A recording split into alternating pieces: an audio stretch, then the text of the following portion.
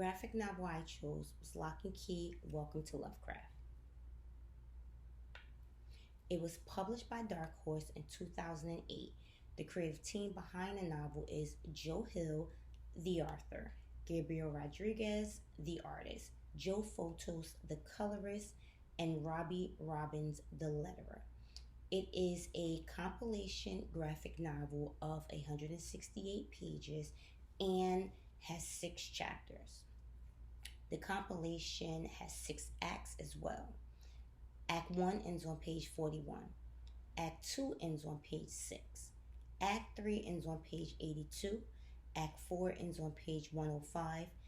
Act 5 ends on page 125. And Act 6 ends on page 157. The story is about the Locke family after the tragic murder of their father and husband, Rendell Locke, and his mysterious childhood home, Key House. The story is also about Sam Lesser, the student from the school that Mr. Locke worked at, and his murderer, as well as the Locke children. The goal of the story is to retrieve special keys that open special doors within Key House for the real antagonist that eventually identifies herself as Legion. Act 2 supports the goal of the story. The younger Locke boy, Bodhi, finds one of the keys after they arrive in Key House and discover that when he uses the key and goes through the door, he dies and becomes a ghost. Later, he meets Legion, who tells him that she is his echo. Bodhi spends time with her and eventually gives her a pair of scissors and a mirror that we later discover are items for Sam, who is now in juvenile detention, as tools to help him escape. Locke and Key also has a strong story arc and has a clear beginning, middle, and end. It starts with the murder of Mr. Locke, and from that point on continue towards the ultimate goal. We see the other characters go through their own story arcs and developments, which also helps the story move along. Strong character arcs can be seen in Kinsley, the daughter, Tyler, the older son, and Sam, the antagonist and / victim. The transition of the story is effective and allow for a clear understanding by the reader to know where and when the story is taking place.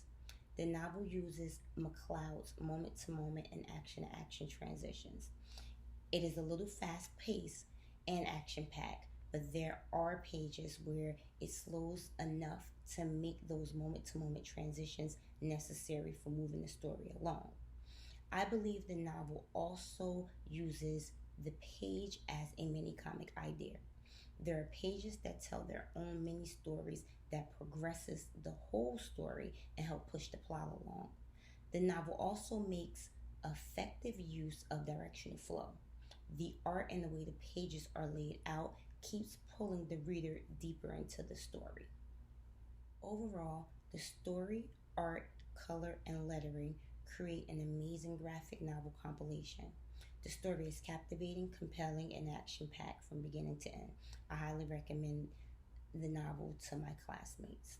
I believe that as creative individuals, classmates will appreciate the beauty of the artistry and words of the novel. I would also recommend the novel to my friends.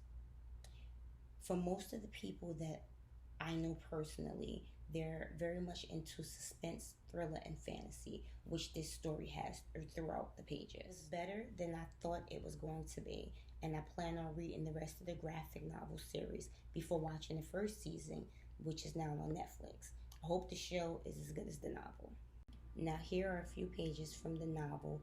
I hope you enjoyed my presentation. Thank you.